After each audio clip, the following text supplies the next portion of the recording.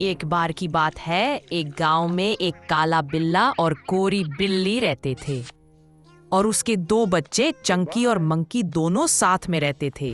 वह बहुत ही गरीब था। काला बिल्ला रोज सुबह उठकर अपने कोयले के कारखाने में काम करने के लिए चले जाया करता था। वह कभी कोयला को यहाँ से वहाँ रखना।